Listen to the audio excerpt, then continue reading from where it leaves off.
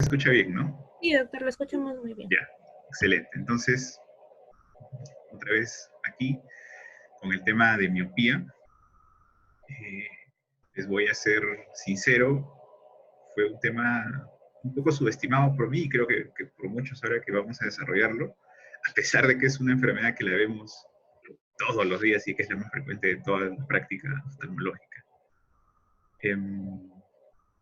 Una breve introducción, solo para recordarles que cuando nacemos, siempre nacemos hipermétropes, ¿no? Y la longitud axial del ojo al nacer es usualmente 17 milímetros. Y conforme crecemos, alcanzamos el tamaño adulto normal, que es alrededor de 23 milímetros, a una edad de 5 años, ¿no? Ese crecimiento se produce por un efecto que se llama hemetropización, que consiste en que coincida la parte óptica con la parte, digamos, física del ojo, ¿no? O sea, el tamaño del ojo va a coincidir con el punto exacto en el que las imágenes se centren a nivel de la retina, ¿no? Y es todo un efecto plástico que se desarrolla durante el pequeño, ¿no? Hasta la edad que se alcanza precisamente este punto, que es entre los 6 u 8 años, ¿no? Cuando esto se altera y el niño termina con una medida en particular, voy a decir esto porque más adelante vamos a definir lo que es miopía, encuentra un estado refractivo patológico y dependiendo de la medida y las características, puede ser considerado como miopía, ¿no? Ahora más adelante lo vamos a ver. Otro punto importante es de que cuando un paciente sufre de miopía, los cambios a nivel ocular se producen a expensas del estiramiento de los tejidos, ¿no? No es que se cree nuevo tejido, no es que el ojo se haga más grande y tenga más volumen de tejido, sino que después de muchos estudios que se han realizado, el volumen del tejido ocular es el mismo y los cambios que suceden a nivel del globo ocular son por el estiramiento de los mismos tejidos, ¿ya? Otro punto importante es que la longitud axial mayor a 23 ya generan un grado de estiramiento a nivel retiniano y las longitudes axiales mayores o iguales a 26 milímetros ya aumentan significativamente las complicaciones retinianas, ¿no? Sobre todo, pues, las degeneraciones maculares asociadas a la miopía, en membranas neovasculares asociadas a miopía y todos los cambios miopes que nosotros encontramos en lo que denominamos miopía patológica, ¿no? Que mal llamada miopía patológica, ahora vamos a ver por qué, ¿no? Algo más que agregar sobre la miopía, que si bien vivimos esta pandemia, no hay que olvidar pues que la miopía ya ha sido considerada en mucha de la evidencia como otro tipo de epidemia, ¿no? Que ya hace unos años está azotando sobre todo a la parte asiática, pero también la parte occidental del mundo ha visto pues tanto su incidencia como prevalencia muy elevada últimamente, ¿no? ¿Y por qué se la considera como epidemia? Porque actualmente la carga económica generada por la miopía pues es muy alta y es de por vida, ¿no? No es una enfermedad que se cure. Hay una disminución de la productividad en relación a la independencia de los trabajadores, hay disminución de la calidad de vida de los que padecen miopía, sobre todo aquellos que tienen miopías más altas, y los riesgos, ¿no? Antes, hace más de 40 años, cuando las prevalencias de miopía no eran muchas, evidentemente las prevalencias de altas miopías también lo eran. Como ahora ha incrementado notablemente la cantidad de pacientes miopes y se considera que alrededor del 3 al 7% pueden ser altos miopes, entonces las complicaciones asociadas a miopía también han incrementado, entonces los riesgos oculares se han incrementado notablemente. Y actualmente la miopía también pues, ha cambiado el enfoque de cómo tratarla y cómo verla, ¿no? Entonces ya no es como hace muchos años en los que uno simplemente prescribía los lentes y tenía que ver al paciente pues, cada 6 o 12 meses, ¿no? Ahora existen múltiples opciones que están ya para utilizarse y potencialmente también se están desarrollando otras. Y actualmente también el enfoque de la miopía ha cambiado. Y esto no ha sido mucho, ¿eh? A pesar de que sea algo tan antiguo, esta nueva era terapéutica en la que se basa pues, en la evidencia médica, hace no muchos años que ha cambiado. Y los conceptos, como les voy a mostrar, recién el año pasado han sido propuestos unos nuevos términos y nuevas definiciones para la miopía, ¿no? Muy interesantes. y lógicamente se busca ahora que la terapéutica sea efectiva, segura y aceptable, ¿no?, para los pacientes.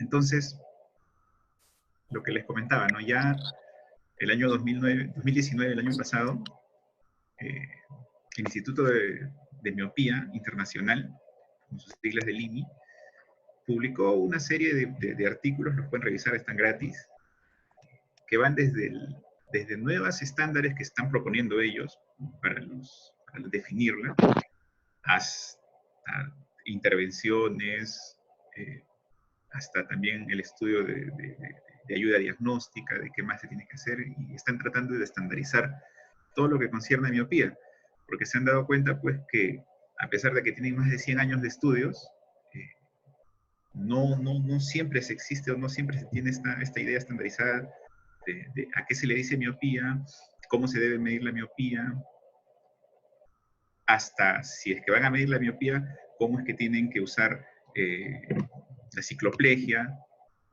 cuál es el tratamiento adecuado para cicloplegia, qué cicloplégico usar. Entonces, todo eso, si ustedes revisan los estudios, puede variar muy ampliamente. Entonces, la idea de estandarizar estos conceptos ya vino surgiendo hace unos años y el año pasado se publicó esto, ¿no?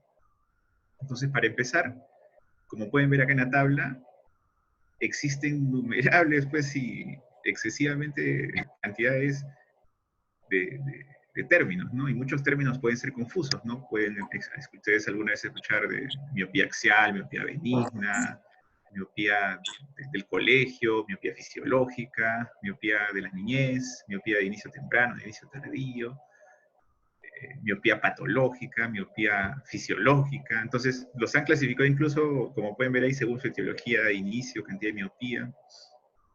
Y es más, también los términos según la cantidad de miopía varían, ¿no?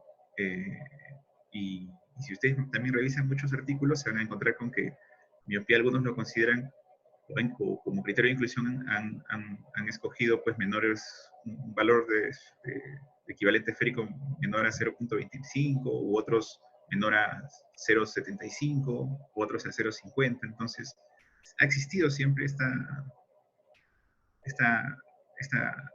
cantidad excesiva, ¿no?, de definiciones.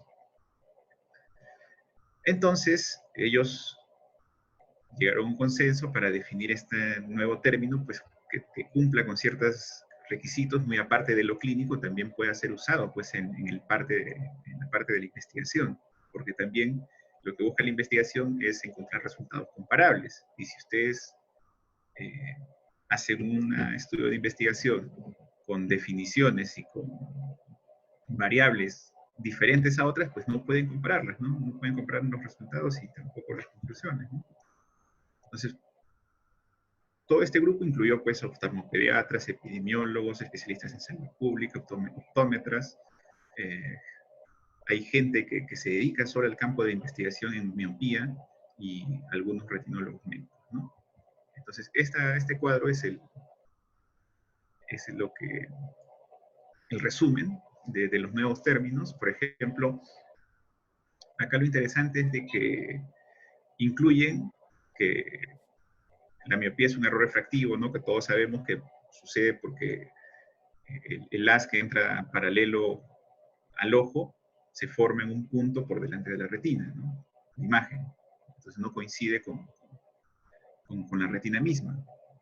Y esto puede deberse a que el ojo es muy grande o que las superficies refractivas tienen potencias muy altas, ¿no? En la definición anterior a esta no se consideraba el cristalino. Ahora ellos han propuesto que córneo y cristalino pueden ser el factor que aumente este poder óptico y llegue, pues, a la miopía, ¿ya? Y como pueden observar ahí, dividieron los términos en cualitativos, o sea, aquellos que no tienen un valor, y los cuantitativos, en los que sí existe un valor y necesitan fijar umbrales, ¿no? De cuánto a cuánto es el valor correcto para decir baja, alta, miopía, etc., ¿no? Entonces, dentro de los cualitativos, definen miopía, definen qué es miopía axial, o sea, incluyen que sí se puede utilizar ese término cuando se refieren a que el ojo es más largo de lo normal o más grande de lo normal. La refractiva, aquella que se refiere, pues, a este estado de, de los lentes propios que tenemos, que tienen, pues, poderes muy altos, ¿no? que incluye la córnea, el cristalino, y también se puede utilizar el término de miopía secundaria, ¿no? Como una causa específica que va a provocar este cambio, o esta miopía, ¿no? Y al mismo tiempo no sea un factor, ¿no?, de riesgo para el desarrollo de miopía, ¿no?, sino que por sí misma desarrolla la miopía y ahí está nada más que, ¿no? Entonces, todos los otros términos que ustedes han escuchado de patológica, que les he mostrado atrás, fisiológica, hay que evitar usarlos, ¿no? Y para tener un mejor entendimiento ellos proponen estos nuevos términos, ¿no? Y a miopía, como tal, ya cuando hablamos de umbrales, se considera todo valor equivalente esférico que está en este ratio de menor o igual a 0.5. A eso se le considera miopía, menor o igual a 0.5, ¿no? Y como pueden ver en todas las definiciones, cuando la acumulación es relajada, ¿no? Acá no quieren ellos definir cómo la relaja, sino simplemente parte de la definición es que la relajen, ¿no? Ya se comparará después qué método usaron para relajar según el estudio o lo que ustedes puedan revisar en los artículos, ¿no? Lo interesante es de que, por ejemplo, ahorita yo le pregunto a alguno de los residentes ¿qué entiendes cuando lees menor o igual a menos 0,50, ¿no? Uno puede entender dos cosas. Que la miopía sea menor o igual a 0,50 es que sea un valor menos miope, o sea, menos 0.25, ¿no? Eso es menor, pues, ¿no? Menor o igual. O puedo entender matemáticamente menor o igual a menos 0,50 un valor más negativo, ¿no? O sea, según la definición, podría ser menos 2, por ejemplo. Entonces, existe también esa confusión y según lo que puedan leer, a veces algunos interpretan de una forma y algunos de otra, que no está del todo mal. Entonces, como también existía esa dificultad, podemos decir, técnica, ellos también hacen una aclaración, ¿no? De que cuando usemos términos matemáticos al momento de definir una miopía, sobre todo cuando hablamos de magnitudes, deben ser estos valores manejados exactamente como los manejaríamos matemáticamente. Lo que significa que si te quieres referir a una cantidad de miopía más alta, entonces tendrías que usar los signos negativos, ¿no? Y usar los valores menores, ¿no? O sea, si yo digo acá menores iguales a menos 0,50, me estoy refiriendo a valores más negativos que menos 0,50, ¿no? Y si hablo de valores mayores a menos 6, por ejemplo, como dice acá la baja miopía, me estoy refiriendo a valores más positivos, ¿no? O sea, menos 4, menos 2, ¿no?, en ese rango. ¿Ya? Entonces, eso también hay que tenerlo muy en cuenta. Acá evitaron mencionar muchos otros términos y se quedaron con dos, con la baja miopía, que está entre menos 0,50 y por debajo de menos 6, o mejor dicho, valores más positivos que menos 6, y la alta miopía, que corresponde a valores iguales o más negativos que menos 6, ¿no? Todo cuando la acumulación está relajada, ¿ya? Entonces, ya hay menos términos. Esto es lo propuesto. Se supone que también ellos, por ejemplo, solo ponerle un ejemplo, alta miopía, la Organización Mundial de la Salud lo define como un valor menor o igual a menos 5. Pero ellos usan ese valor de menos 5 porque justo el paciente miope no corregido ve aproximadamente un 20/400, que es lo que coincide con ceguera legal. Y para una cuestión de salud pública, ellos les viene perfecto ese es su término, ¿no? Pero en muchos estudios se ha demostrado que valores por debajo de menos 6 están asociados, pues, a complicaciones, o es un factor de riesgo para complicaciones en el que aumenta ya no solo de forma aritmética o geométrica, sino hasta logarítmica, ¿no? Entonces, ese punto de corte clínicamente es más relevante, ¿no? Menos 6. Y se utiliza en muchos otros estudios más que el menos 5, ¿no? Entonces, por eso ellos, al valor de menos 6, más menos 6, o sea, menor o igual a menos 6, lo definen como alta miopía, ¿no? Si bajan el artículo y ellos explican por qué utilizan cada uno de los umbrales, lo están proponiendo, ¿no? Y algo interesante es que ellos incluyen la definición de premiopía, que yo en mi vida había escuchado de premiopía, ¿no? ¿Qué será la premiopía? Tuve que revisar, entonces me encontré con esto y fue bastante interesante porque Eh, Actualmente, uno cuando ve a un paciente miope ya no solo piensa en corregir pues exactamente refractivamente el ojo, sino que también tiene que pensar en la progresión, porque también se ha demostrado que la mayoría de miopes, hablando de niños, que empiezan a edades tempranas, casi en su totalidad van a progresar.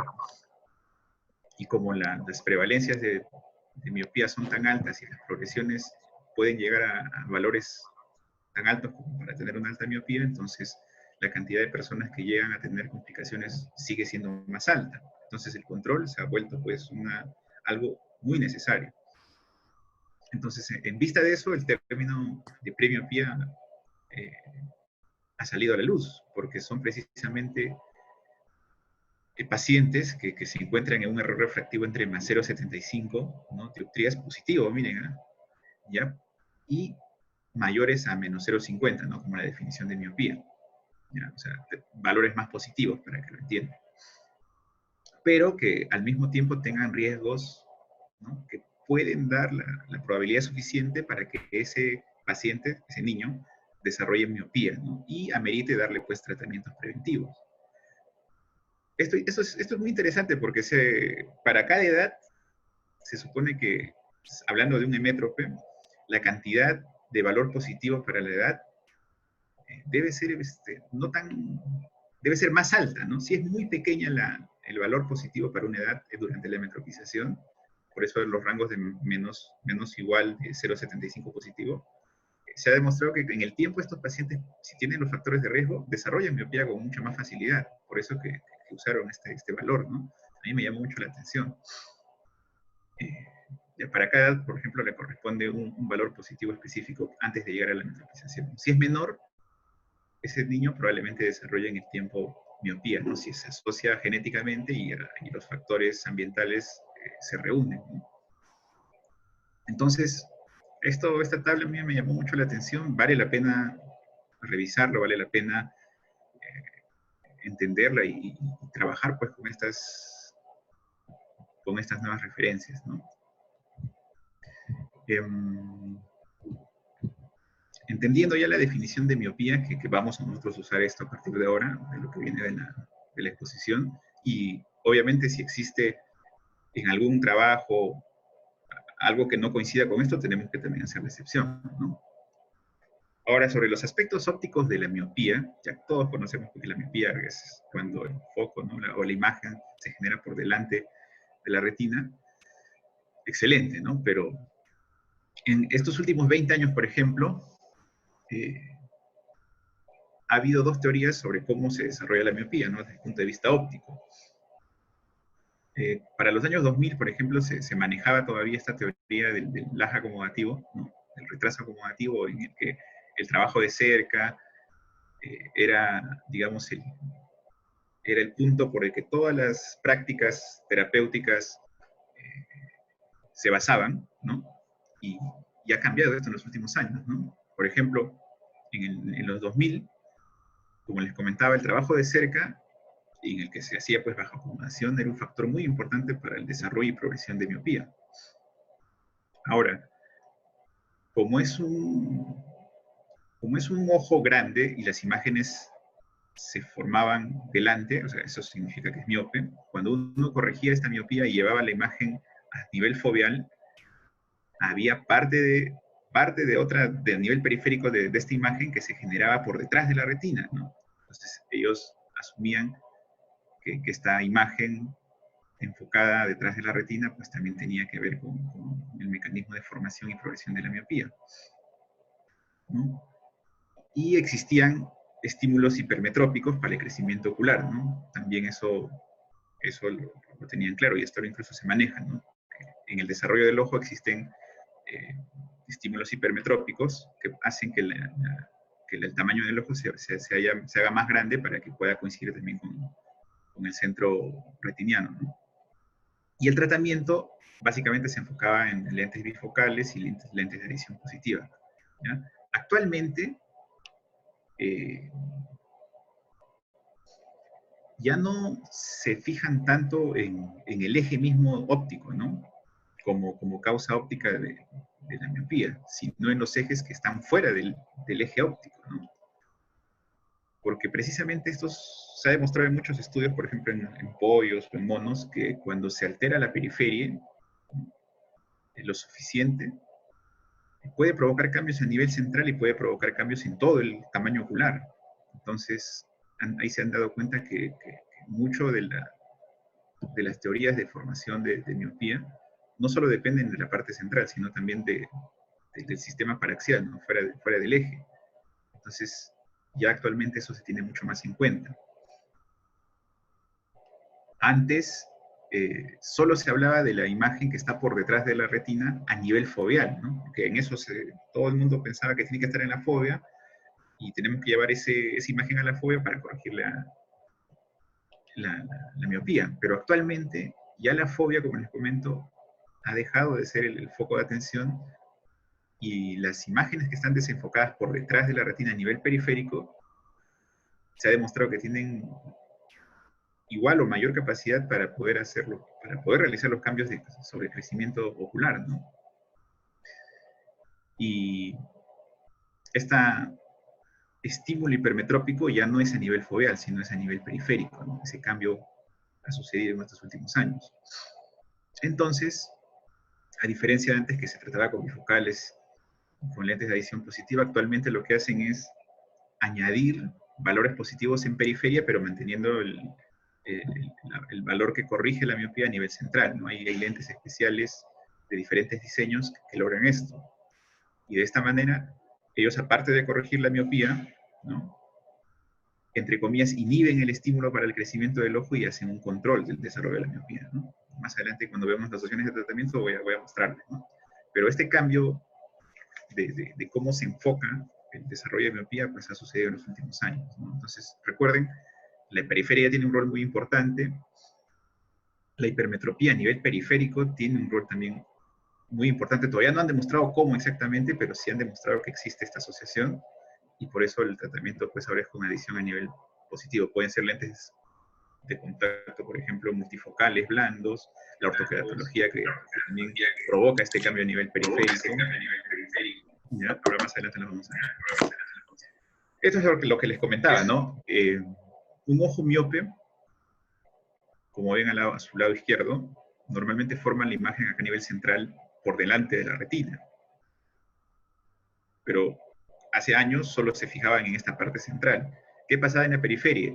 En algunas zonas podía coincidir, en otras se formaba atrás, ¿no? Entonces, a esta parte de atrás es cuando se refieren a este estímulo hipermetrópico, ¿no? Que en algunas partes de la retina existe, que podía desencadenar el estímulo para el crecimiento ocular, ¿no? Entonces, en las correcciones tradicionales, ¿nosotros qué hacíamos? Llevábamos, pues, esta imagen que coincida, pues, con la retina, ¿no? La parte óptica que corresponde exactamente con la retina, y con eso solucionábamos el problema, ¿no? Pero, ¿qué sucedía en la periferia? Que hacíamos un estímulo más hiperópico, ¿no? O sea, más hipermetrópico. La imagen se formaba más atrás. Entonces, ellos asocian con la teoría que dice que como hay un estímulo hipermetrópico periférico, el ojo entiende que pues debe seguir creciendo para que ese estímulo coincida con la retina periférica de ese lado, ¿no? Y así, entre comillas, se siente métropo. Entonces, ahí es cuando la idea de la corrección óptima, correcta, pues ha cambiado, ha variado a este nuevo modelo, como el que ven a su derecha, ¿no? En el que, si bien corrigen el centro, añaden positivo en periferia para que disminuya o elimine completamente este efecto hipermetrópico que sucede a nivel periférico y disminuye el estímulo que supuestamente hace crecer el ojo, ¿no? Y hay muchos estudios randomizados actualmente, hay metaanálisis que están viendo pues esta forma de corregir la miopía que está yendo muy bien, ¿no? Para corregirla y para controlarla. Entonces, esta parte es, digamos, el cambio óptico, no voy a redundar más, que vale la pena recordar, y ya vamos a tratar a la miopía como enfermedad, ¿no? Por ejemplo, ya lo que les comentaba, es básicamente una epidemia, ya se ha aceptado esto por muchos estudiosos. Miren, para el 2020, esto era del 2014, si no me equivoco, 2010, se esperaba 2.5 billones de miopes, ya estamos en esa época, y para el 2050 se espera que sean 5 billones de miopes, ¿no? Entonces, miopía vamos a tener de sobra, ¿no? Y algo que sí deben recordar es que en el este asiático, en países como Corea, Taiwán, Singapur, China y Japón, pues la prevalencia es altísima, ¿no? Y acá es donde ahí empiezan pues los estudios a ver que eh, la etnicidad tiene mucho que ver, es un factor muy importante, la genética, el alto rendimiento académico que se ve también desde muy pequeños en estos países es también otro factor muy estudiado. Eh, el tiempo que desde muy pequeños también le dedican a los trabajos de cerca, sobre todo a lectura, también se ha estudiado muy claramente y existe asociación. El poco tiempo que los niños le pueden dedicar a jugar fuera de casa también es otro factor que está asociado al desarrollo de miopía ya muy claro. Entonces, ha permitido todo esto hacer muchos estudios y corroborarlo, ¿no? Y no solo en la parte del este asiático, sino también en la parte occidental ha habido un incremento, ¿no? Como puede ver Chile, que es lo más cercano que tenemos, un incremento del 17% en la prevalencia, ¿no? En los últimos años. Así como aumenta la miopía, aumenta la alta miopía, lo que les comentaba. Miren cómo para el 2020, desde hace 20 años, un 5%, ¿no? Es bastante. Antes se manejaban valores del 3, ¿no? Como le digo, el 3%. Ya actualmente estamos en 4, porque para el 2050, miren, se esperen que la prevalencia de esta miopía pues esté pues, hasta el 10% de la alta miopía, ¿no? Si consideramos que se esperan 5 billones de miopes para el 2050, la alta miopía, un 10% de eso, pues es bastante, ¿no? Ustedes mismos hagan números y se van a dar cuenta que por este motivo la miopía ahora es manejada con mayor énfasis en el control, ¿ya? No solamente en corregir la parte óptica. Y en Perú, otra vez regresamos acá al estudio de la doctora Betty Campos, en las causas de ceguera en Perú, en 2011, los errores refractivos están en la tabla, ¿no? O sea, no es nada despreciable. Y obviamente de los errores refractivos, quien más compromete, no lo dice el estudio, pero a quien más se refiere es a la miopía.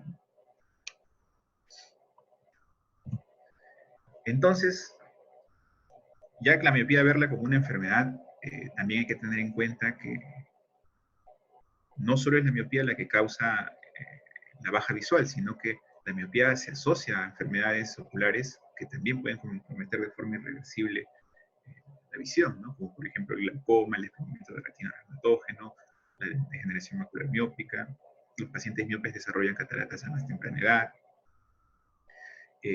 Y la miopía, en su evolución, en su espectro, por ejemplo, de degeneración macular, puede terminar haciendo membranas neovasculares o atrofias maculares propiamente, ¿no? que afectan completamente la visión, ¿no? De forma irreversible. Y como pueden ver en la tabla, ya existe, pues también los estudios han demostrado que cuánto es el riesgo de siendo miope, padecer, por ejemplo, catarata, glaucoma y lo que les he mencionado, ¿no? Y los valores no son nada agradables, ¿no? A mayor miopía hay una correlación mayor, ¿no? O sea, el paciente, mientras más miope, tiene más riesgo de hacer catarata, hacer glaucoma, hacer desprendimiento de retina y degeneración macular, como pueden ver ahí. Esto es muy importante. Ya dejemos de pensar en la miopía solo como un padecimiento, pues, que deben solo corregirse con lentes y verlo, pues, al año o cada 6 meses, ¿no? Entonces, ya yendo al tema de miopía propiamente dicho, hay pues muchas teorías de cómo se genera la miopía y cómo esta progresa. Y básicamente en eso uno se está basando para el manejo, ¿no?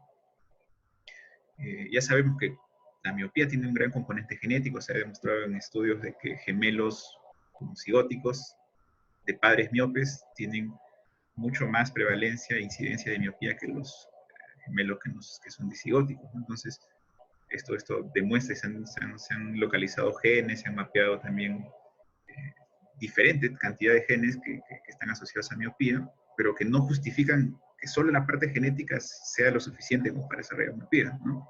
Entonces, tiene que haber una parte genética y tiene que haber una cuestión de ambiente propicio que la desarrolle, ¿no?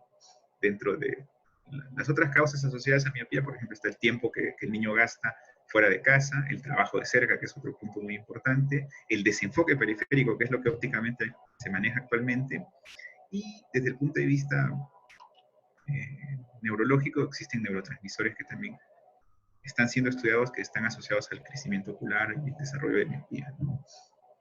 Entonces, solo para rápidamente recordarles, miren, desde el punto de vista genético, ya se demostró que existe una muy fuerte asociación entre miopía con la historia de los padres, ¿no? Si es uno, tiene menos riesgo. Si son los dos padres, tiene mucho más riesgo de desarrollar miopía, ¿ya? Y en este estudio, por ejemplo, ellos concluyeron que es un estudio de no hace mucho tiempo, que más de la mitad de la variabilidad de los errores de refracción dentro de las poblaciones están determinadas por factores genéticos, ¿no? Más de la mitad, o sea, es bastante el componente genético, ¿no? O sea, no está mal cuando uno le dice al papá que sí, su hijo tiene más riesgo de desarrollar miopía, si su papá es miope y si su mamá es miope, ¿no? Podemos decirlo con toda seguridad. Ahora, sobre el tiempo es que el niño gasta fuera de casa, que también es otra variable muy importante, se ha demostrado que hay muchos metaanálisis, hay muchos artículos que han demostrado que existe que el niño que gasta más tiempo fuera de casa, o sea, que juega fuera de casa, desarrolla menos miopía, y si la tuviera, en algunos artículos o en algunos estudios se ha demostrado que disminuye su progresión, y en otros se ha demostrado que no lo disminuye, ¿no? El consenso, a pesar de que existe ambas, es de que retrasa el inicio, pero no disminuye la progresión, ¿no? O sea, tanto como uno quisiera. Puede que estadísticamente sí lo disminuya, pero clínicamente no es muy relevante. A eso se refiere con la conclusión, ¿no? Entonces, por eso dentro de la práctica que se desarrolla, una de las recomendaciones a los pacientes que tienen miopía o que pueden estar en este rango de la premiopía es de que los niños, bueno, ahorita no se puede, pero tengan más tiempo fuera de casa, ¿no? No se sabe exactamente cuál es el mecanismo por el cual estar fuera de casa disminuye el inicio de la miopía o su progresión, pero han pensado en que se trata después de que ya hay menos trabajo de cerca, han pensado en que es la misma luz, han pensado que no es la luz, sino es la radiación o los rayos ultravioleta los que generan el cambio, han pensado que la luz, como está más expuesto, hay más aumento de vitamina D, y la vitamina D tenía que ver algo ahí con esto, y finalmente no lo consideraron, se demostró que no es así, y hay otras opciones más que se están estudiando, ¿no? Pero sí está claro que a mayor tiempo fuera de casa, menor miopía en los niños, ¿no? Se desarrolla menos miopía, ¿ya? Todavía la progresión está estudiando, o sea, ¿no? Algunos dicen que sí disminuye la progresión, otros dicen que no. ¿No? Por ejemplo, este metaanálisis que incluye 3 estudios y más de 15.000 participantes, como pueden ver, se encontró que el tiempo está acá, si no me equivoco, eran 2 horas al menos diarias, que el niño esté fuera de casa, redujo la incidencia de miopía en 50%, miren, o sea, no estamos hablando de poco, no estamos hablando de bastante. Y como le digo, ¿no? En algunos estudios acá estudiaron estar fuera de casa, pero con exposición a la luz, porque una de las teorías es de que la luz ahí es un factor que ayuda al enlentecimiento de la formación de miopía o su progresión, ¿no? Y en este caso sí redujo la progresión, ¿no? Después de hacer todo este metaanálisis de los 3 estudios, ¿no? En 32.9% si hablamos de equivalente esférico y 24.9% si hablamos de longitud axial. Hay muchos estudios, como pueden ver acá, en el que se ha demostrado pues, bueno, perdón, este ya es trabajo de cerca, ¿no? Entonces, en el tiempo que se gasta fuera de casa, ya la cosa está mucho más clara para disminuir la incidencia de miopía. Cuando hablamos de trabajo de cerca, acá sí existe evidencia que disminuye la cantidad de pacientes que inician miopía y también su progresión, ¿no? Y hay otros estudios al mismo tiempo que demuestran lo contrario. La conclusión es de que el trabajo de cerca, igual que el tiempo gastado fuera de casa, disminuye el inicio de la miopía y no se sabe muy bien cómo afecta a la progresión de la misma, ¿no? Ahora, el trabajo de cerca ha evolucionado bastante porque, como pueden ver en esta línea de tiempo, que este es un artículo del año pasado, también es un metaanálisis. Miren, desde el año 1900, desde los 80, ¿no? hasta la actualidad, miren cómo es que el mundo del trabajo de cerca ha cambiado, ¿no? Antes, porque no habían las formas, el niño jugaba más tiempo fuera de casa, ¿no? Pero desde que en los 90 la computadora, pues, de uso del hogar se introdujo en el hogar, ya los videojuegos también aparecieron, ¿no? El estudio sufrió un cambio bastante notorio, ¿no? Antes el estudio no era tan exigente como a partir de los 90 lo fue, ¿no? Luego en los años 2000, miren, como en el 2007 aparecieron los smartphones, ¿no? Luego los smartphones nos invadieron, ahora todo el mundo tiene un smartphone, el que no tiene pues es un bicho raro, ¿no? Actualmente es así. Y actualmente pues ya no es que solamente nos han invadido, sino que la gente gasta gran parte de su día en el smartphone, ¿no? Sea pues en las redes sociales, sea pues ahora peor, pues que estamos en epidemia, todo el mundo hace hasta su trabajo, esta presentación la están viendo en un smartphone, ¿no? Entonces, esta evolución también ha permitido pues tener todo el caldo suficiente de cultivo para generar más miopía en pacientes predispuestos, ¿no? Los que están con azul, por eso está azul y rojo, son trabajos que han demostrado que existe asociación entre trabajo de cerca y desarrollo de miopía. Y los que están en rojo son trabajos que han demostrado que no existe asociación, ¿no? Actualmente también hay metaanálisis que han buscado la asociación entre uso de, no solo el trabajo de cerca, sino uso de pantallas, sea del smartphone o de la computadora, y el desarrollo de miopía. Y todavía no hay algo muy claro, ¿no? No hay una asociación fuerte, no hay algo que diga que sí está completamente confirmado que usar mucho la computadora, usar mucho el smartphone, no solo el trabajo de cerca, me estoy refiriendo al smartphone, desarrolla el paciente miopía, ¿no? Pero sí el trabajo de cerca tiene más clara la cosa, ¿no? O sea, sí, mayores trabajos de cerca están asociados con más altas tasas de miopía, ¿no? Lo que les comentaba del desenfoque periférico, que es otro componente muy importante para la formación y progresión de miopía, ¿ya? Es el desenfoque hipermetrópico, sobre todo, ¿no? el que está acá en la corrección tradicional que hacemos, ¿no? Y por último, los neurotransmisores. El más estudiado es la dopamina, ¿no? Porque la dopamina tiene una distribución a nivel retiniano. Hay dos tipos de receptor, el receptor D1 y el D2, y se piensa que durante la metropización se supone que existe un equilibrio entre las actividades de los receptores de dopamina 1 y 2, y que una alteración o una disregulación de este equilibrio hacia el receptor de tipo 2 está asociado a la generación de miopía, ¿no? Esto todavía sigue estando en estudio, no está completamente esclarecido, ¿ya? Pero es otra de las teorías que se manejan actualmente.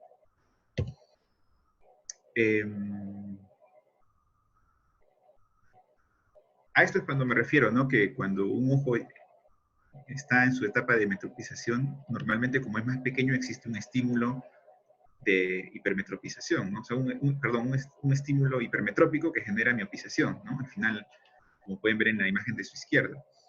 Y cuando se mantiene este estímulo hipermetrópico, se supone que el ojo va a seguir creciendo, ¿no? Entonces, todo apunta a esto, los tratamientos actuales apuntan a esto, a que disminuyan este estímulo hipermetrópico y se vuelva miópico para que el ojo deje de recibir esa señal y deje de crecer, ¿no? Ahora, lo interesante también en muchos estudios es de que, por ejemplo, acá en esta imagen superior, cuando privaron completamente a un ojo primate de visión, se demostró que crece, ¿no? A diferencia del otro ojo, del contralateral, que como pueden ver a su derecha es un tamaño normal. Lo curioso es que cuando solamente eliminaron la parte nasal de la visión del objeto de estudio, el crecimiento fue focal, ¿no? Fue en el lado temporal, ¿no? Entonces, todos estos estudios en animales han hecho, pues, que se piense que el manejo o el crecimiento anormal del ojo se debe a factores locales, ¿no? Y antes también se creía que existía conexiones o que o era necesario que haya un feedback cerebral, cosa que actualmente se está demostrando lo contrario, ¿no? Que básicamente los factores son casi todos locales. Em, Incluso se han hecho estudios, ¿no?, en el que han utilizado un método de ablación para eliminar la mácula y solamente se ha estimulado la periferia y han habido cambios en todo el ojo, ¿no? Lo que significa que también la mácula no es el elemento crucial para el desarrollo del ojo, ¿no? Entonces también ahí es cuando empezaron a darle prioridad a la periferia, ¿no? Es así como surge este cambio. No es que se les ocurrió de la nada, ¿no? Han hecho experimentos, sobre todo en pollos y en primates, y se han dado cuenta de eso, ¿no? Incluso los cambios suceden después de hacer una resección del nervio óptico. Es por eso que también se dieron cuenta de que no era necesario el feedback, ¿no? Y ya los cambios en sí, fuera de todos estos estímulos que hemos mencionado anteriormente, también se ha propuesto una serie de vías, ¿no? Cómo es que estos estímulos que les he comentado de la dopamina, del desenfoque hipermetrópico, del trabajo de cerca, cómo eso va a generar que se agrande el ojo, ¿no? Entonces hay también una serie de vías propuestas, como por ejemplo esta, de que tenemos nosotros el estímulo visual miopiogénico. Eh, Ahí actúa esto directamente a nivel de la retina y el epitelio pigmentario de la retina. Este epitelio pigmentario de la retina y la retina misma manda señales a nivel escleral, hay un cambio genético a nivel escleral, hay una nueva señalización, hay activación de enzimas degradantes y hay alteración a nivel de la matriz extracelular. Entonces, todos estos cambios al final terminan generando pues un remodelamiento y terminan con la elongación del ojo, ¿no? Esta es una de las muchas teorías propuestas, ¿no? Acá, por ejemplo, hay otra, ¿no?, en la que hay una teoría de la cascada de señalización que este desenfoque visual, ¿no?, que genera este estímulo va a provocar a nivel de la retina una vía de señalización que va a ir en cascada, ¿no? Como puedes ver en la imagen, desde la retina, el epitelio pigmentario, la coroides y finalmente la esclera. Se va a activar una serie de neurotransmisores. Acá está la dopamina, como les comentaba, ¿no? Esa balanza de los receptores de D2 de la dopamina, ¿no? Hay otros también que se han estudiado, como el péptido intestinal vasoactivo, el GABA, ¿no? Y otros más, que van a ser transmitidos a nivel del EPR y coroides, que van a también cambiar su expresión génica, fisiología y mucho de su bioquímica, va a activarse algunos factores, que van a pasar después a la esclera, y en la esclera también va a haber otra activación génica. Acá empiezan a mencionar a los fibroblastos a nivel escleral, que más adelante hay una teoría exclusiva de los fibroblastos. Hay alteraciones pues de prostaglandinas, glicosaminoglucanos, colágeno, metaloproteinasas, factores de crecimiento inflamatorio, etc., ¿no? Y al final eso va, mientras existe el estímulo, va a seguir alterando el tamaño y forma del ojo y su estado refractivo. Y este es otro de los que he encontrado, que es el último, que acá el fibroblasto es el que tiene la batuta, ¿no? Obviamente, cuando existe un estímulo que pueda estar relacionado con el desarrollo de miopía, esto lo asocian a una disminución del flujo a nivel coroideo, hay una disminución de la cantidad de oxígeno y nutrientes a nivel escleral, ¿no? Se dan cuenta que cómo varían las teorías, ¿no? En esta, acá tiene mucha importancia el oxígeno y el flujo, ¿no?, de oxígeno a nivel coroideo y escleral, ¿no? Entonces, hay una suerte de hipoxia, hay una activación del factor inducido por hipoxia, y este factor inducido por hipoxia hace que el fibroblasto se active. Una vez activo y teniendo la característica ya de miofibroblasto, este miofibroblasto se encarga de la remodelación de la matriz extracelular de la esclera, ¿no?, o de la esclera misma, y se asocia pues a la miopía axial, ¿no? Entonces, eso también bastante interesante, estas teorías, ¿no? Hasta ahorita siguen siendo teorías, no hay ninguna que se haya aceptado completamente, ¿no? Pues porque ustedes mismos ven que varían mucho, ¿no?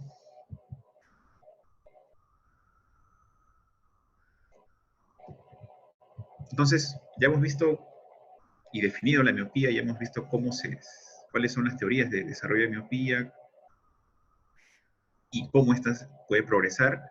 Ahora vamos a ver específicamente cómo un miope progresa, ¿no? O qué está asociado a la progresión de un miope, ¿no? En resumen, justo en ese mismo Instituto Internacional de Miopía, hay una lista de los factores, ¿no? Y cómo se tiene que elegir al paciente, y muchos de estos factores nos ayudan a elegir al paciente. Y son estos, ¿no? Precisamente. Los pacientes que tienen mucho riesgo de desarrollar miopía son aquellos que tienen padres con miopía, sobre todo si los tienen ambos padres con miopía. Medidas de longitud axial, ¿ya? De los pacientes. Mientras más grande el ojo, también tiene más riesgo de progresar, ¿ya? El tiempo que gasta fuera de casa es otro de los factores de riesgo para que progrese la miopía. La cantidad de trabajo de cerca que tenga el niño también es otro factor de progresión. Y aquellos niños que tienen una progresión de más de 0.5 dioptrías por año, esto es relativo porque va a variar de persona a persona, no es individual, pero en promedio, mayor o igual a 0.5 por año es un valor que es altamente sospechoso de que va a progresar esa miopía, ¿no? La edad de inicio, este es uno de los factores más importantes. Mientras más joven es, hay más riesgo de que progrese, cuando la miopía se inicia mucho más pequeño, ¿no? Y también errores refractivos más altos a más temprana edad, ¿no? Entonces, todos estos son factores que hay que considerar cuando uno evalúa a un pequeño con miopía, o a un paciente también tan pequeño, ¿no? Porque se ha demostrado que la progresión incluso no solo sucede en el rango de la adolescencia, sino incluso a mayor edad, ¿no? Y es más, hay algunos estudios de progresión de pacientes adultos, ¿no?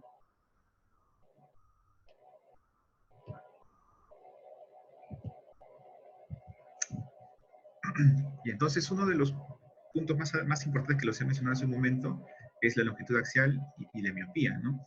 Y hay una fuerte correlación entre el error refractivo y la longitud axial. Si bien es cierto, muchas veces hemos definido a los miopes como miopes axiales o miopía refractiva, en realidad existe una correlación ya demostrada de que el miope, cualquiera sea axial o refractivo, simplemente el miope, valores de miopía altos van a estar asociados con longitudes axiales altas, ¿ya? Esa relación no es lineal, significa que no es la misma para determinadas edades, puede aumentar, ¿no? Y algo interesante sobre la longitud axial es que también tiene un componente estacional. Esto todavía no se ha demostrado por qué. Algunos creen que en el invierno hay un desarrollo más rápido de la longitud axial y también de la miopía que más que en el verano. Se cree que porque el niño pasa más tiempo en casa, gasta menos tiempo fuera de casa, como sale menos y usa menos el trabajo fuera de casa, al mismo tiempo se expone menos al sol, entonces hay menos luz, entonces todo esto se postula, ¿no? Lo que sí se ha demostrado es de que en invierno hay más progresión, tanto de la longitud axial como de la miopía, que en verano, ¿no? Ese es lo que se ha concluido, pero el por qué todavía también queda para seguir estudiando. ¿Ya? Entonces, finalmente vamos a hablar del tratamiento. Hemos visto ya cómo se genera, cómo progresa la miopía. Y el tratamiento, pues sí, si bien es cierto, se ha usado mucho de esto antes, actualmente ya está siendo cada vez más conocido, cada vez más aceptado, cada vez más practicado, ¿ya? Lo digo porque desde que nos formamos nosotros en el servicio, no hacemos pues ninguna de estas opciones, salvo vemos al paciente miope, lo tratamos, le damos sus lentes y lo controlamos, creo que como en la mayoría de lugares, ¿no? Pero la idea actual es que como existe el riesgo de que la miopía progrese en casi todos los pequeños, debe hacerse algo más, ¿no? Entonces, puede clasificar el tratamiento aquel tratamiento que puede disminuir el inicio de la miopía o como el tratamiento que puede disminuir la progresión de la miopía, ¿no? ¿Qué tratamientos hay para disminuir el inicio de la miopía? Por ejemplo, que gaste más tiempo el niño fuera de casa, jugando fuera, ¿no? Dentro de todos los estudios se ha manejado 90 minutos, 120 minutos, o sea, hora y media, 2 horas, 3 horas, ¿no? Pero desde 90 minutos como mínimo es un buen punto de corte para que lo hagan, ¿no? Y que también disminuya la carga, la intensidad de trabajo de cerca, porque también se ha demostrado que el trabajo de cerca eh, no es que se asocia a la cantidad de trabajo de cerca. O sea, yo puedo, digamos, hacer 12 horas de trabajo de cerca y puedo no asociarse al desarrollo de miopía. Pero la intensidad de mi trabajo de cerca, por corta que sea, eso sí está asociado al inicio de miopía, ¿no? Y sobre todo con lectura, ¿no? Lectura y estudio, ¿no? Ahora que no les he comentado, pero se ha asociado también la miopía al trabajo de cerca, pero también a la inteligencia, ¿no? Pensaron que ya no solo el trabajo de cerca, sino quizás los pacientes que tienen coeficientes intelectuales más altos, pues tienen una asociación con miopía, creyeron, ¿no?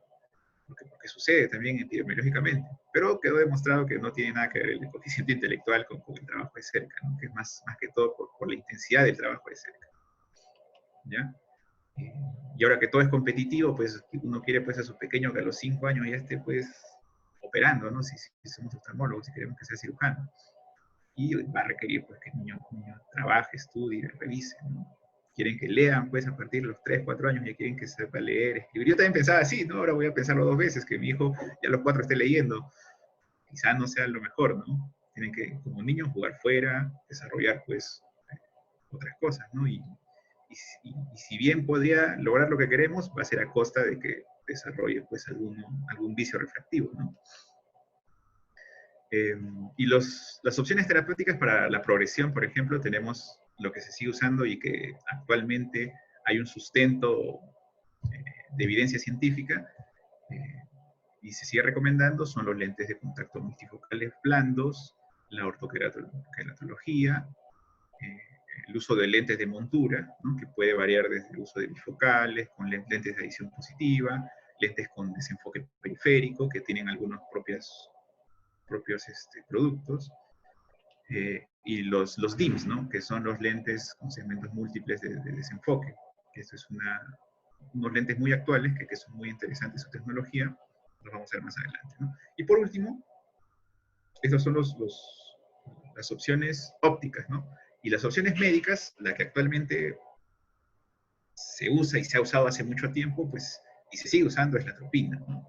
No vamos a hablar de las otras que también se han estudiado, timolol, prencepina, pero que no han demostrado tanta efectividad y tan buenos resultados como la atropina, ¿no? Que a eso nos vamos a referir, ¿no? Otro punto importante que nosotros, bueno, al menos yo cuando me formé como residente, era la idea de no corregir completamente los miopes, ¿no? Y ya se ha demostrado que la no corrección completa o la baja corrección está asociado a mayores tasas de progresión de la miopía. Entonces, esta idea de no corregir completamente los miopes que se usaba, incluso creo que se puede seguir usando en algunas partes, no es la mejor, ¿ya? Por eso ahí también coloqué esta viñeta, porque menciona que la corrección incompleta pues, actualmente no es una medida que deba difundirse o aplicarse, ¿ya? Como lo hacíamos antes, ¿no? Ya para avanzar un poco más rápido,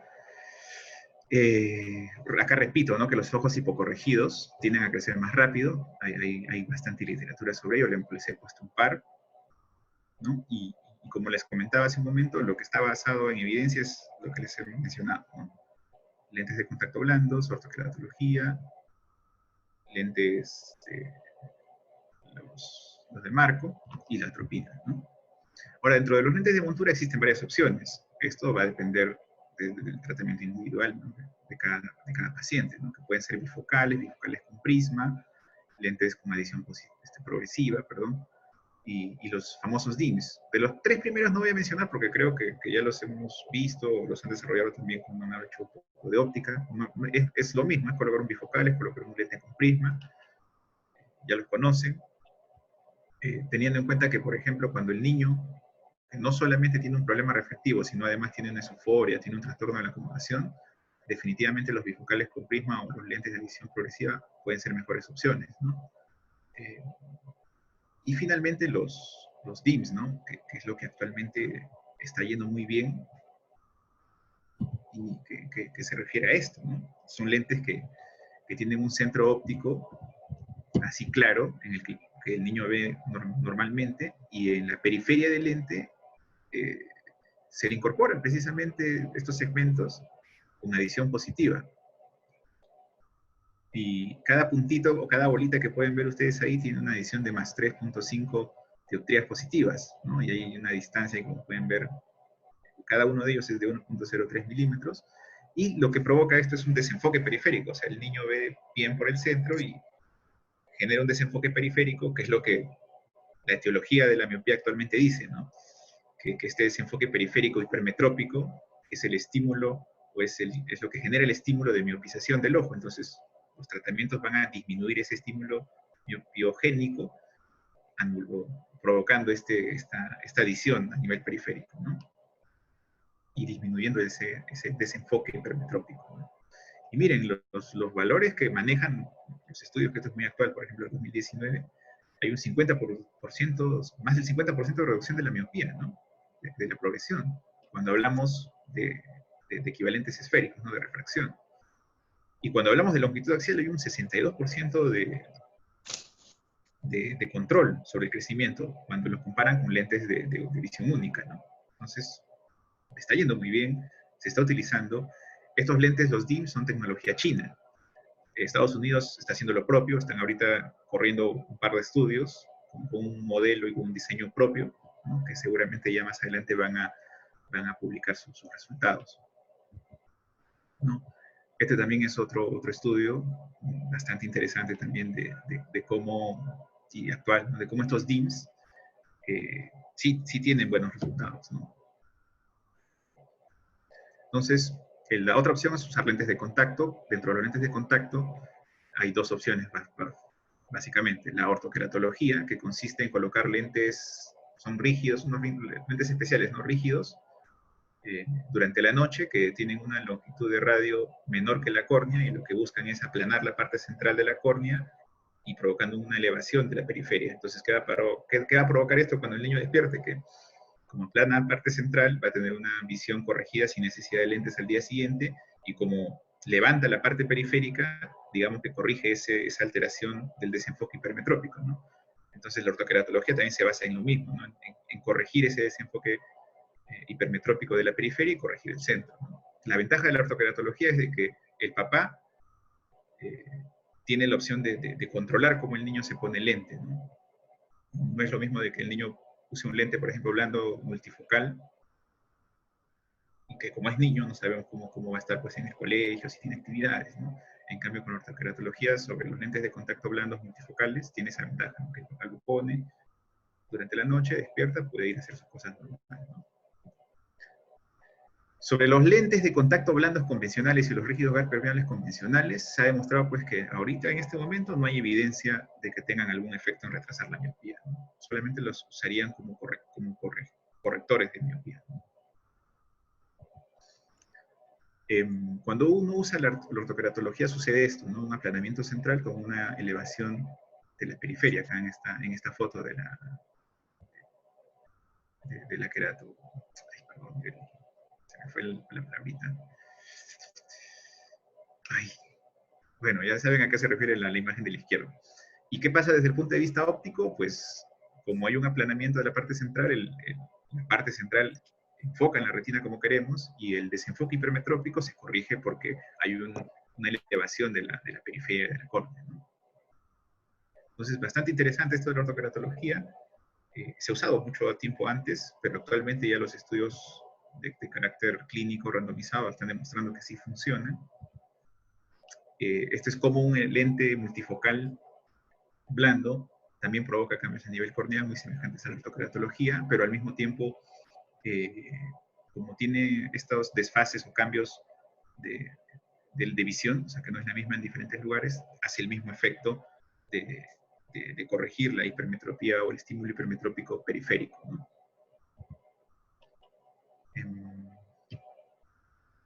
Acá hay otros lentes también blandos de contacto que han sido aprobados, por ejemplo, por la FDA, ¿no? Que lo están usando actualmente para el tratamiento de los pacientes miopes, ¿no? Y que ha demostrado tanto control en la progresión del equivalente esférico como de la longitud axial, ¿no? Bastante interesante. Finalmente, el único tratamiento bastante comprobado que funciona y que se sigue utilizando en la actualidad, es la atropina, ¿no? La atropina también tiene una historia larguísima. Cuando revisé esto, lo que ya conocía pues quedó chico, porque, por ejemplo, acá les muestro cómo al inicio, pues, desde qué año se estudió la atropina, ¿no? Al 1%, desde el año 1970, por ejemplo, ya habían estudios de que la atropina se utilizaba en pacientes miopes para disminuir la progresión. Lógicamente que en esa época la, el, la fisiopatología que creían sobre el desarrollo de miopía era básicamente apuntando a la acomodación, ¿no? Entonces, la atropina, pues, ciclopléjico, eliminaba la acomodación y en teoría, pues, de esa forma ellos pensaban que funcionaba. Pero actualmente ya se ha demostrado que la atropina tiene, o que la forma en que la atropina inhibe o controla la progresión del crecimiento ocular es por una vía completamente ajena a la visión de cerca o a la acomodación, ¿ya? No se sabe exactamente cuál es la vía, pero se sabe que no está asociada a la acomodación. Ya había muy buenos resultados con atropina al 1%, ya se demostró que la atropina al 1% era segura. Las principales molestias obviamente eran lo propio de usar un medicamento por mucho tiempo, ¿no? Respuestas alérgicas a la atropina, porque a diferencia de muchas otras gotas que usamos, tiene un componente alergénico más alto. El hecho de que el ojo, además de la cicloplegia, esté dilatado, va a provocar mucha molestia por la luz, por eso muchas veces la atropina se da junto a lentes fotocromáticos, ¿no?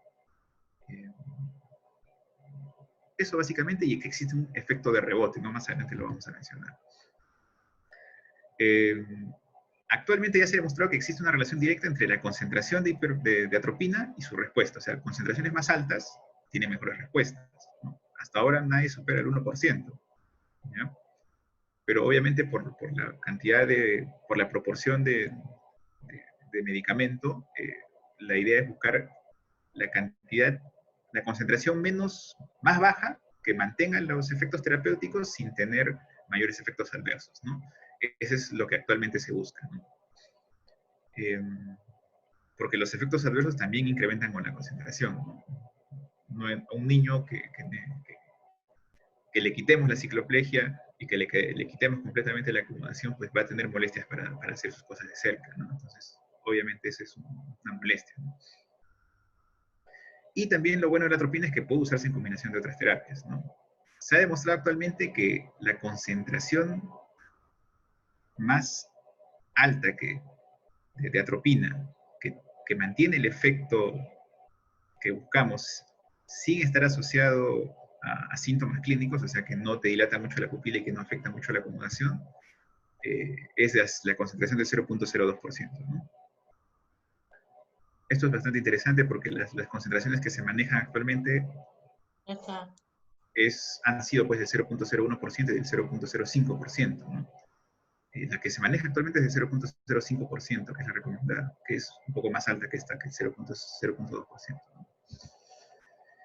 Hay estudios actuales como los estudios de Atom que han demostrado pues la eficacia de la atropina. Les traje este que es el LAM, que es un poquito más actual,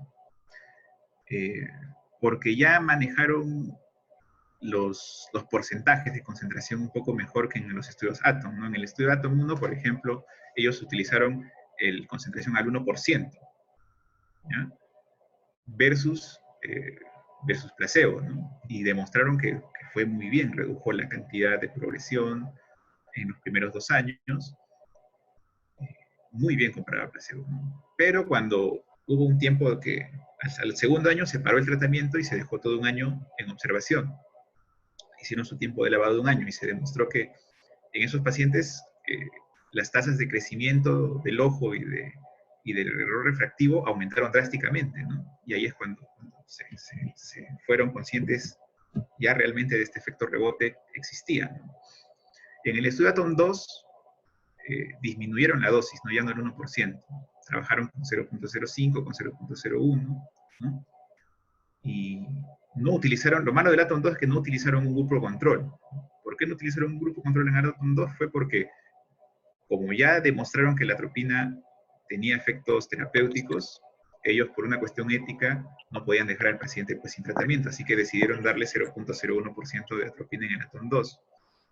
Lo malo es que tampoco barajaron, sus concentraciones fueron muy altas, ¿no? Se pasaron del 1 al 0,5 y del 0,5 al 0,01. Entonces, ya en el estudio LAM, que es de un par de años atrás, ellos ya manejaron dosis un poco más pequeñas, pero mayores al 0,01, ¿no? O sea, manejaron el 0,05, el 0,025 y el 0,01. Y sí tuvieron un grupo control acá, por eso les pongo este estudio que es un poco más, su diseño es un poco más pulido, ¿no?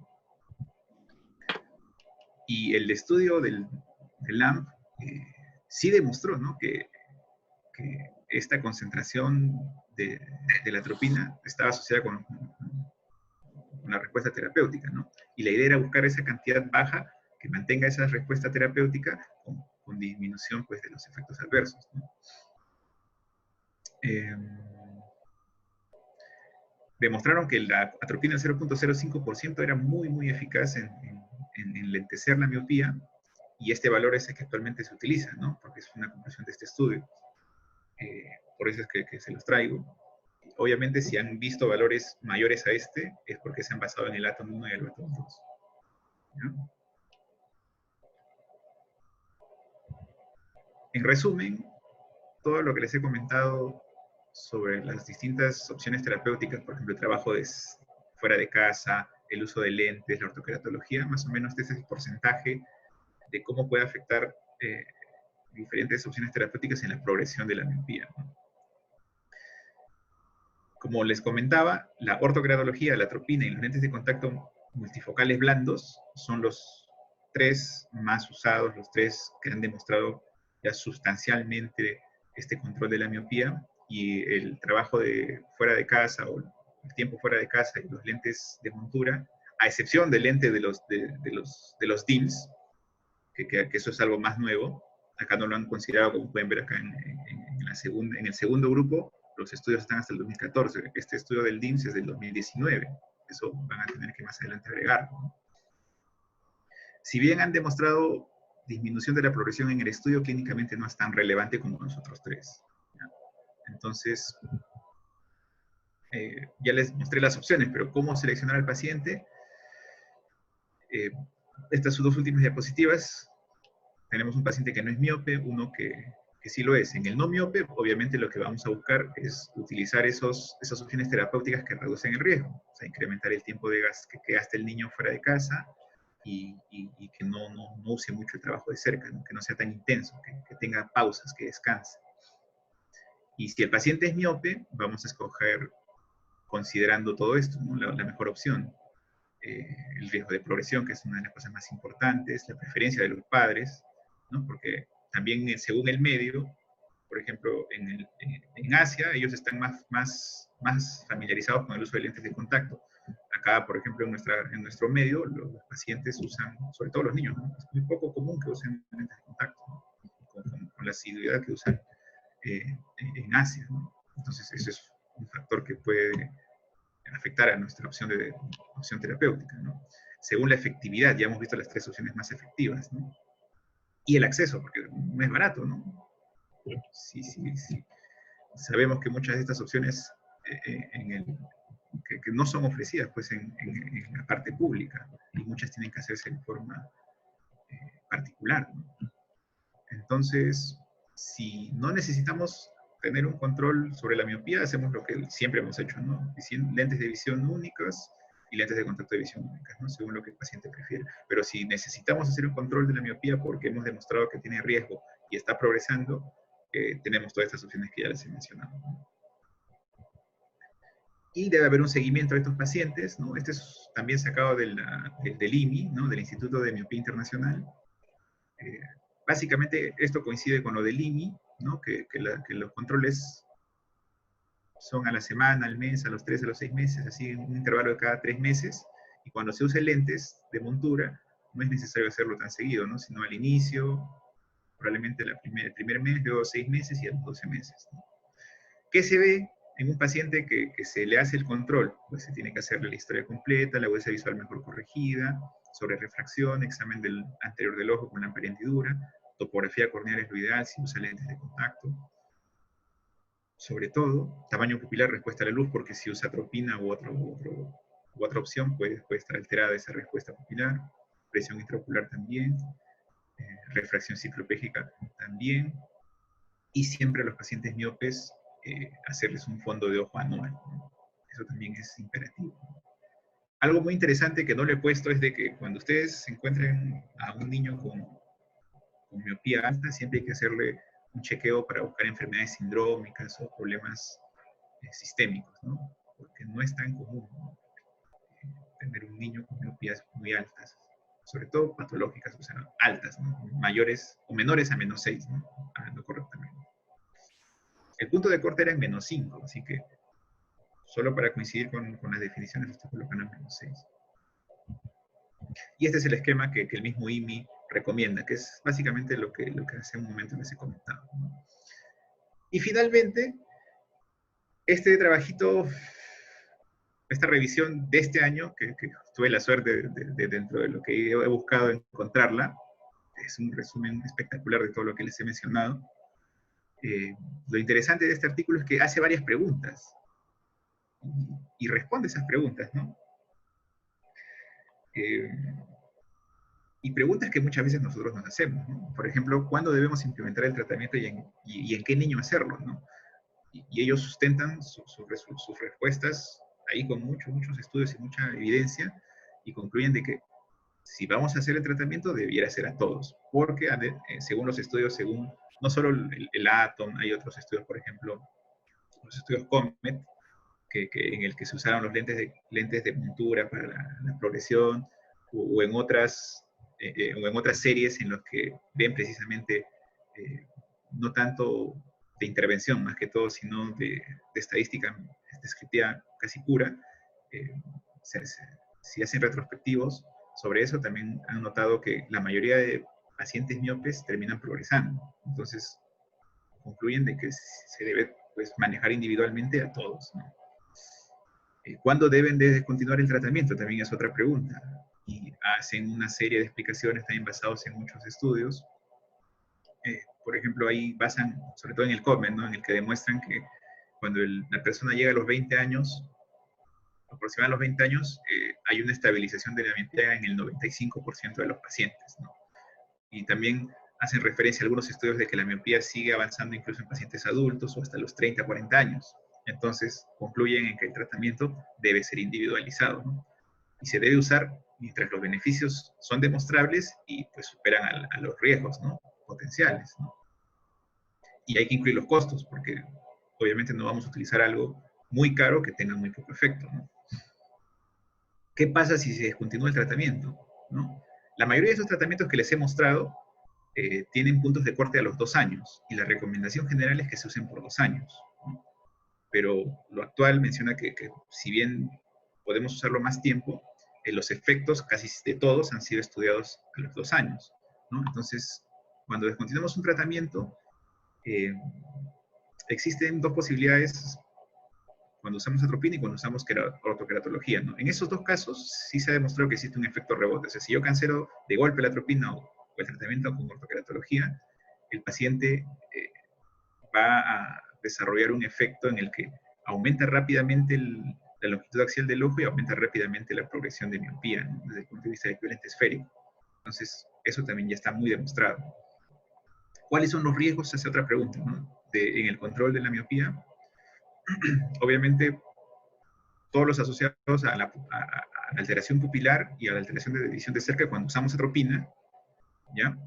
Y cuando usamos lentes de contacto, lo más perjudicial es la keratitis infecciosa, ¿no? Que, por ejemplo, pero son valores que van desde los 5 a 11, 12 casos por 10.000 por año. ¿Ya? Ese promedio se usa, ¿no? No es muy alto, pero sí ese es un riesgo, el más temido, ¿no? La keratitis infecciosa. ¿Cuáles son los beneficios del control, ¿no? ¿Por qué controlamos la miopía? ¿Por qué debiéramos hacerlo? Por 3 cosas ellos resumen, ¿no?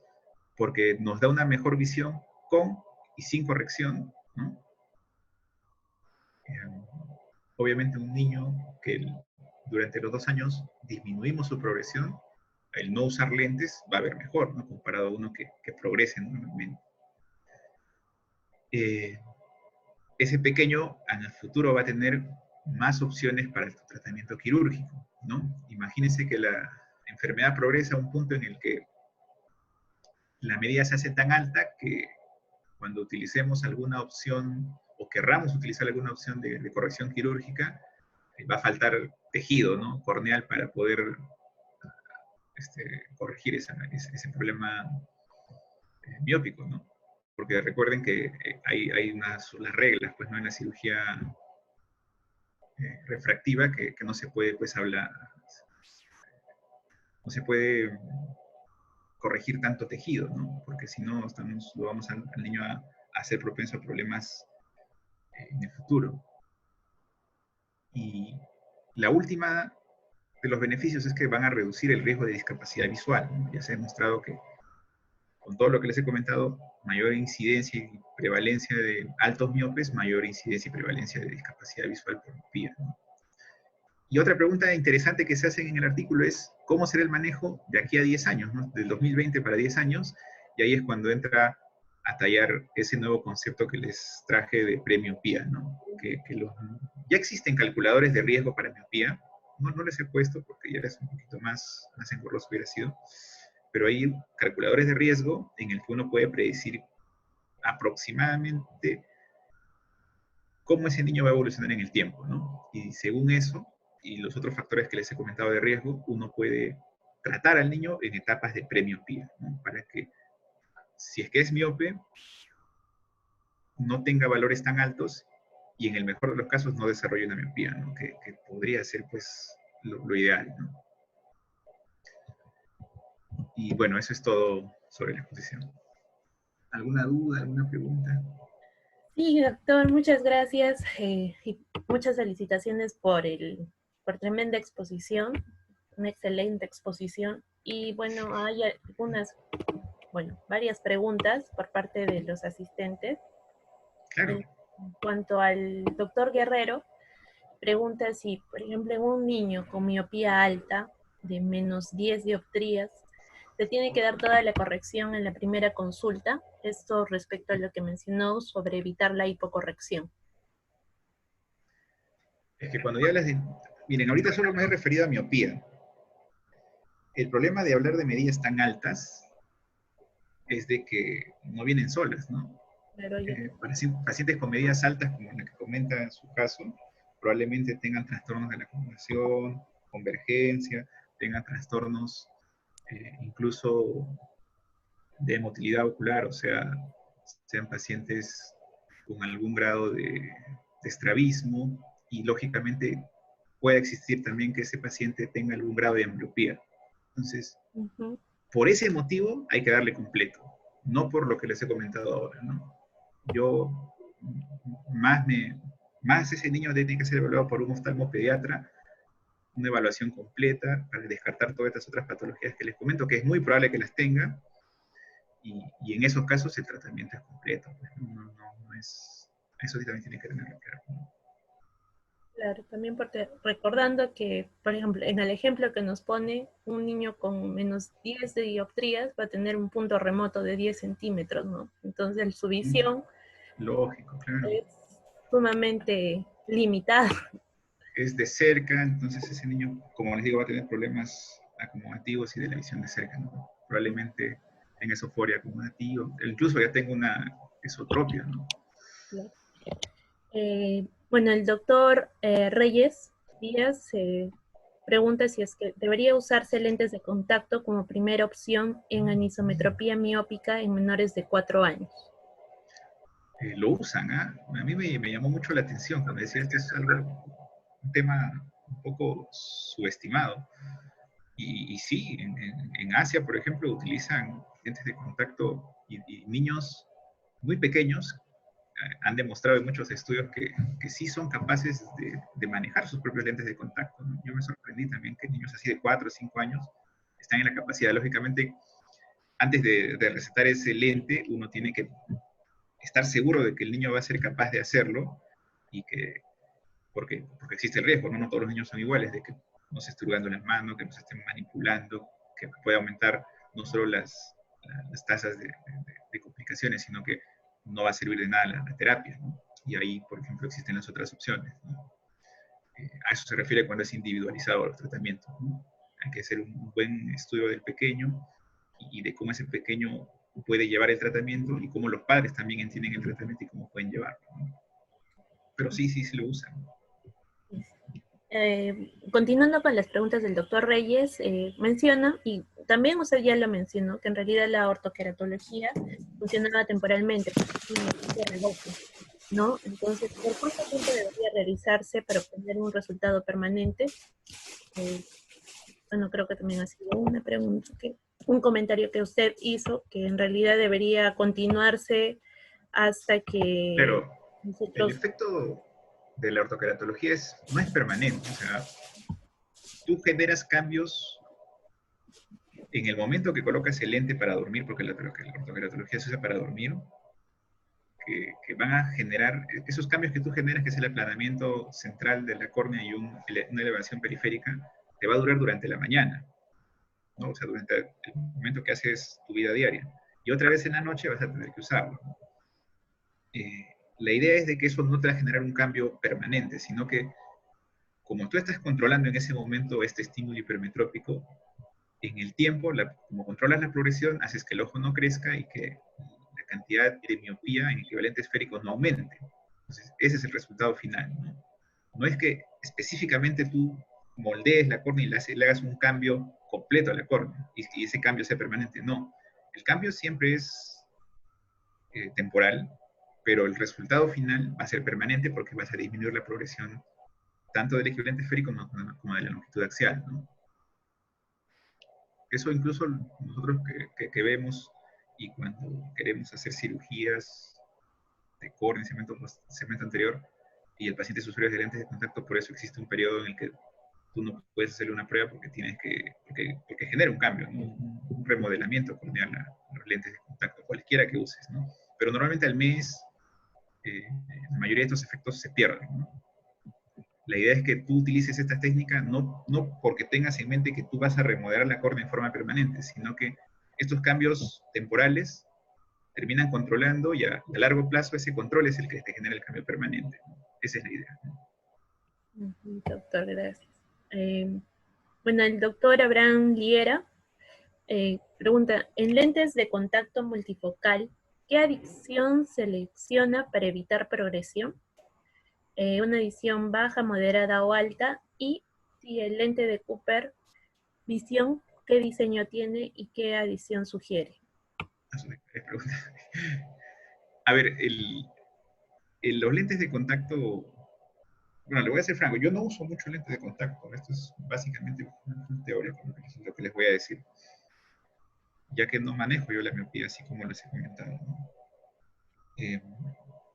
La mayoría de estos lentes que son usados, lentes de contacto multifocales para tratamiento de miopía, ya vienen con una adición ya establecida, ¿no? Algunos usan más 1,75, algunos usan más 2,50. Normalmente esas dos medidas se usan, ¿no? O sea, no depende específicamente de la medida del paciente, sino la parte central, la parte óptica sí va a depender de la medida del paciente y el cambio periférico puede ser usado con menos 1,75 hasta más 1,75 y más 2,50, ¿no? Con ambos, la idea es disminuir este efecto de hipermetropización periférica, anularlo para que disminuyas el estímulo, ¿no? Se ha estudiado con ambos y con ambos se ha demostrado que hay muy buen resultado, ¿no? O sea, podrías elegir cualquiera de los dos en eso, en pocas palabras, ¿no? Como última pregunta, doctor, el doctor Reyes pregunta si es que se podría manejar la miopía alta observada como secuela de ROP con ortoqueratología. La miopía alta con secuela de ROP. Mira, no hay evidencia, pues, ¿no? De eso, definitivamente, pero sí se puede hacer, pues, sí podríamos transpolar los datos, ¿no? Y las opciones terapéuticas, ¿no? Eh,